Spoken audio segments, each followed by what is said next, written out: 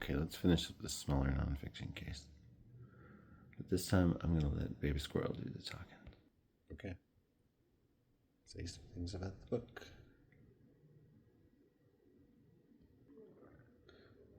My neighbor's dogs are White Boy and Pretty Boy. When I first moved in, I was like, I hope he's not talking to me when I heard him yelling. Be funny. I live in a sitcom, really. There's the drug dealer who's always idling in the parking lot. Or he's not a drug dealer, but he's the guy who's always idling in the parking lot. He's related to someone that lives here. Great, I'm glad he's related to someone who lives here. That's a great thing to do. When I was looking for apartments, I was like, I really want to get a place where someone's just always idling next to it. I want constant motor sounds. Anyway, Julian of Norwich. I believe she was walled up in a cathedral, which was a thing you'd do back in the day. Leave me alone, world. I'll be in a bricked up wall praying. 14th century, so 1300s. Every time someone says something century, I'm like, no, I'm doing math. Thanks. And my neighbor outside is like, come here, white boy. Come here, pretty boy. I'm like, am I in prison and I'm hallucinating this reality?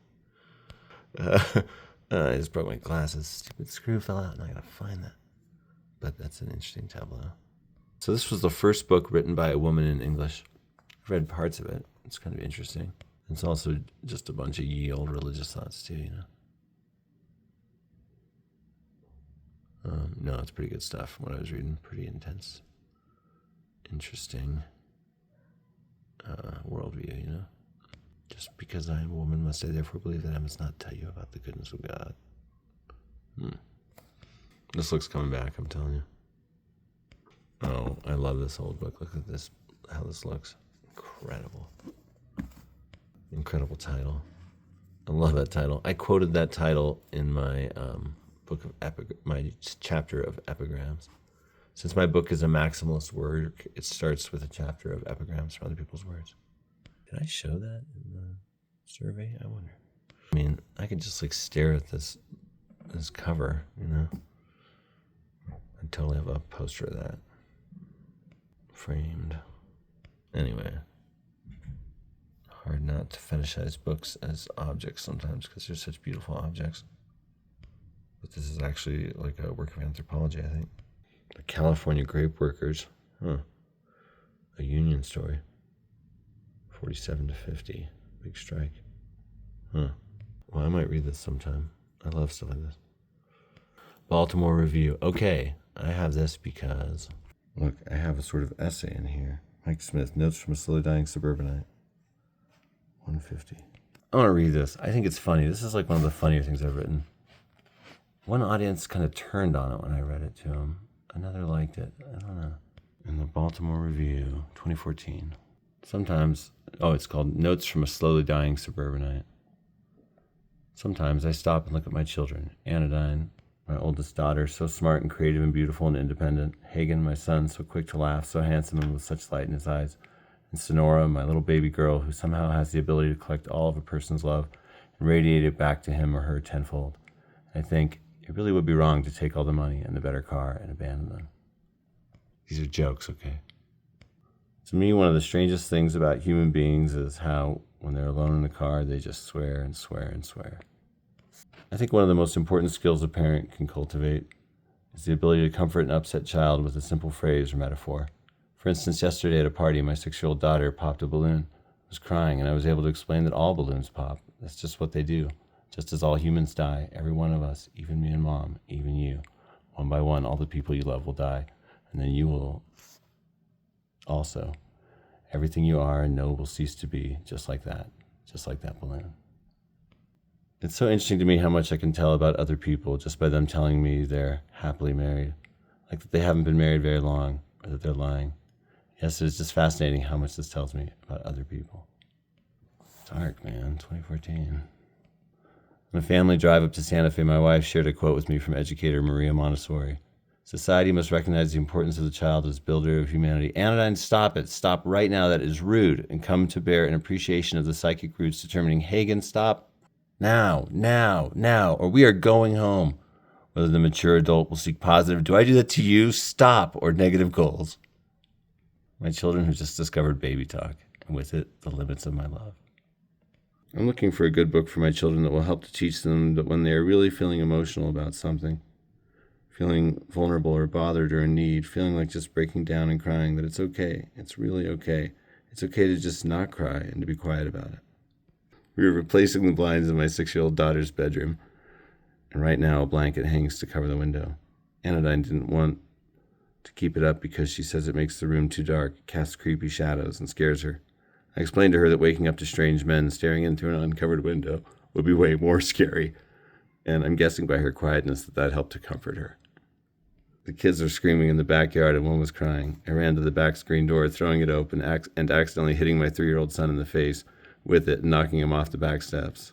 Hagen, what's wrong? Why are you crying? You hit me in the face with the door. I know, I'm sorry. But why were you crying before?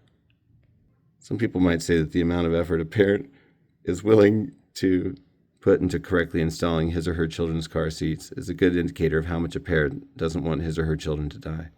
But those people probably have way simpler car seats than we do. Oh, I just laughed way too long at my own writing. Sometimes when I'm driving along with all 3 kids, and they're every one of them screaming for whatever reason, I like to roll down the windows and try to trick my mind into believing I'm an ambulance driver. That's odd. The people I drive past probably think. Ambulance sirens are usually like way, way, way more relaxing to me. I think that from now on, the only traveling I will ever do that will have anything at all to do with children will be traveling back in time to prevent their conceptions.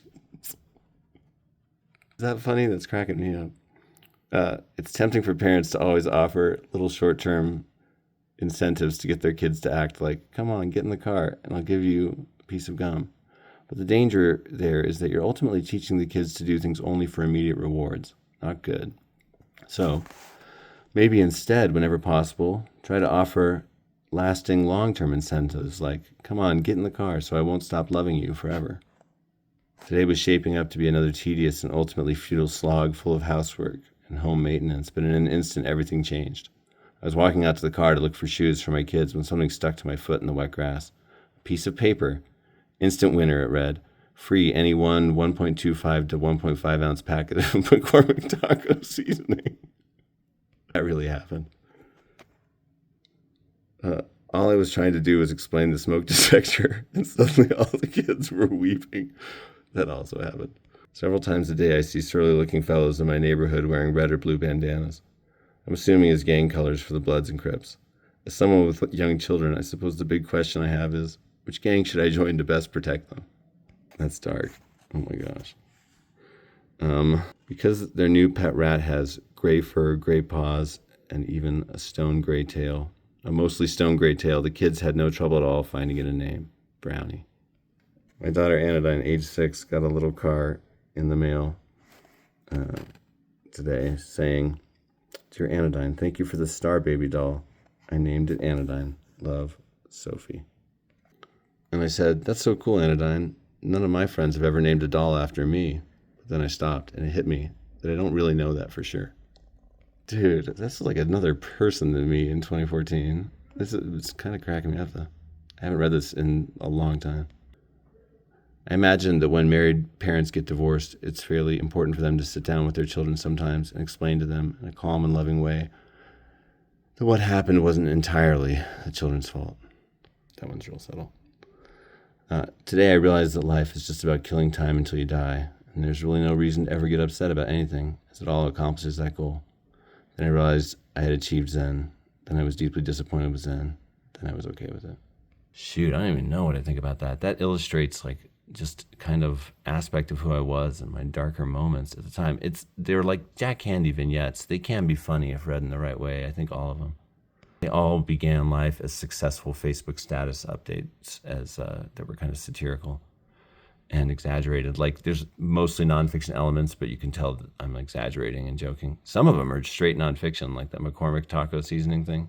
Sorry, maybe that was indulgent, but books and writing are connected. This is one of my writing gears, is like comedic stuff, but I haven't written anything like that in a long time. It's fun though. A couple of those were cracking me up. Like, I kind of love when enough time passes that you can look at your own work a little bit objectively, just like, there's good qualities here that I admire. because most artists are making stuff that they just want to see in the world, you know? I think it's so funny. Neil Diamond said in an interview once, I only listen to my own music. What? It's a little like narcissist staring at his reflection in the pond. I do feel like that sometimes when I'm like listening to these these videos before I post them, like make sure everything's cool. I'm like narcissist staring into the pond. But I'm not on camera, so that's kind of weird. I'm like staring at the absence of myself. That's weird. I don't know. Strange. When I first read that when it was fresh, it was to a class of UNM students. Everyone was like cheering and laughing. And then I read it at a house show and I felt like they all turned on me and like, I'm like, I gotta leave early now. Like, has irony gone away a little bit? Because it was a younger crowd that second time at a house venue once called Gold House. Here's another piece I wrote. This is my first published chapter from my book. It's in the Florida Review. This took so long to come out. It was like they had some sort of huge situation where they lost funding. And anyway. But I guess I was just writing as Mike Smith then. But there's another Mike Smith that writes literary nonfiction, so can't just use that. It's too simple. It's ungoogleable. I can't even Google Mike Smith, New Mexico, because there's a famous jockey from here that keeps winning the Kentucky Derby. And congratulations to him. That's cool. I think I got to know Jean Harper on social media a little bit after this.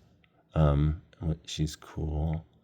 But yeah, so this essay kind of created the book that I've been working on for 15 years. I wrote this. I'm not going to read this one because like it's very sad and it's long. It's not that long. It's just a few thousand words. But look at that, Biz. Editors Award nonfiction finalist. Yeah. I have attained Kleos. My name will live forever. No, this is a very sad piece. I was thinking about what Ernest Hemingway said about write the truest thing you know? Boy, that is really an antidote to writer's block, you know? But also it can often end up being real heavy. This is about my grief over my sister dying and her suicide. And geez, I like cried all through the writing and editing of this. I've never had a writing experience like this. And it was pure catharsis, emotionally exhausting. And I'm now realizing very Annie Dillardian, like Holy the Firm, but I was not that familiar with Holy the Firm when I wrote this introductory thing. I had read Emerson too, who talked about, I had read Holy the Firm once, and I had read Emerson where he talks about every day being a God. And it might have been, alluding to Dillard a little bit there. In this world there's a God, or at least, but not really, because what I was doing was describing the state of consciousness that I wanted people to filter the essay through. I'm saying that I'm creating this world. I'm telling them that the world that's being described here is the world as it is in my brain. And I'm a kind of God, and I'm watching a younger version of myself, you know. And so this essay is written in double present tense. And I think it's such a cool thing. I've not heard much discussion about it, but I got it from Wisława Szymborska's poem Travel Elegy, and then kind of made it its own thing too. Ever since I first read that poem, I thought I want to adapt that to an essay. And I thought it was perfect for this one about my sister, because this is about memory and the limitations of memory, and how like it is an afterlife that you can grant to people that you love. And but it's like always fraying and dwindling and washing out. And I have a prose poem elsewhere in my master book, my giant book, that takes the form of like the Twin Towers, 2 columns on either side of an empty third column. And because it was like when you lose somebody, that's like one tower falling. And then like eventually over time, like the memory of them fades too a little bit, and the feeling even, and that sucks. And that's like another tower falling, different. But that's meta commentary on this piece, because this piece is more like, it's about like describing these memories as they existed in my head. And I kept trying to tell people that tried to like my family was very touchy about this essay for a while. It alienated my dad and my former brother-in-law at different times, my brother. Like, I don't know. I mean, because people have read different drafts of this stuff, and people take her story very personally. God. But this is a very, like, fact-checked essay now. And I mean, it still is very subjective, and it talks about... Yeah, the double present tense thing, though, is you write about yourself at the time of writing and the self as you're existing in the memory that you are imagining. So it's beautiful, you know. And you don't bother to make any distinction between the two, and that gives it a sort of unreality that's really kind of poignant and awesome, I think. I mean, just like on a writerly technique level. You know, of course, I would trade any piece of prose back for this beloved sibling of mine, this amazing person, you know. But it's a weird essay because I was walking across the country with the charity hike when that happened. She literally mentioned my then brother and I, now sister, in her suicide note. Block quote it here. And to Mike and Jeff, tell them not to stop hiking. Keep on for me. I'm proud of them. Just tell everyone that I haven't been able to. Ugh. Yeah, my former brother-in-law was really upset about me including a quote from her note. It was his new wife's first time ever seeing it. I'm like, you know what? It's my story to tell too, bro. You're a brilliant poet. You can write your version. And he has his book, The Clearing, is good. I mean, it should be made into a movie. It's the rare collection of poetry where it's just like, oh, I get a sense of a life behind this so strongly. And like a narrative even with multiple deaths. But I wrote this in 3 parts with one block quote in each that was relevant. Poem from Phil and suicide note. An essay she wrote in college about this property our parents had. This bottomless hole there. Crazy how life gives us the perfect metaphors. When we start thinking about the stories of our lives, I'll tell you. But you know, when you write in this sort of double present tense like this one is written in, it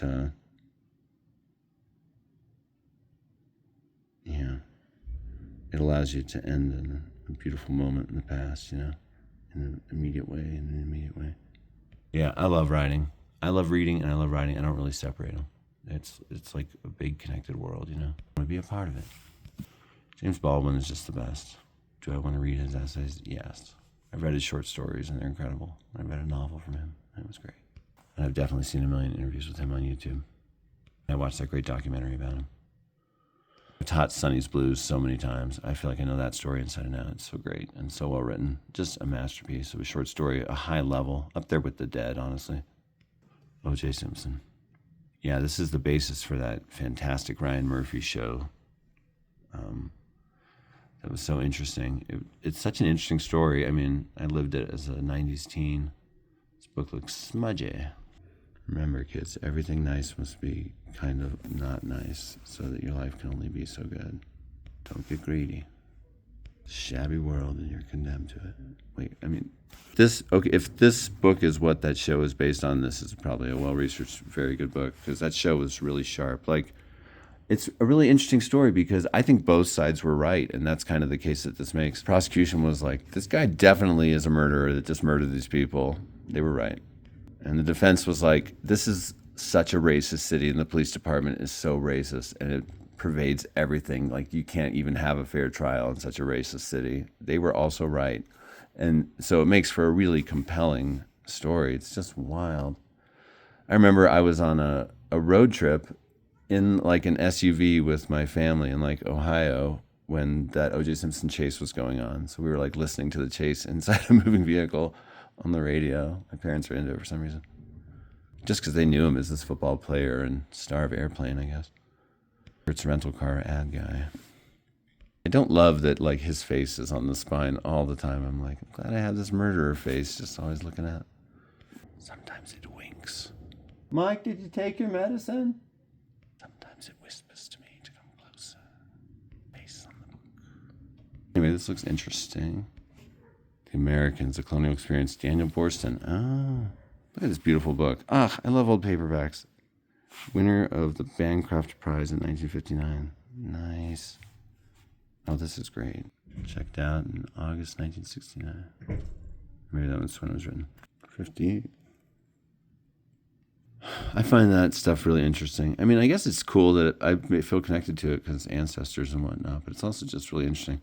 The story of this country is pretty wild, and it's like kind of good as a scholar and someone living in it to get a grasp of it. I mean, I'm all about mega context. That's a guiding word for me. I write a form of essay sometimes called dynamic landscapes. It's a name I made up myself because I don't know, it's fun to make up names. Don't give me grief on this. Did you ever coin little terms? BookFox does this. Yeah, a dynamic landscape essay is like where you put place in the foreground over protagonist. And I think it's pretty cool.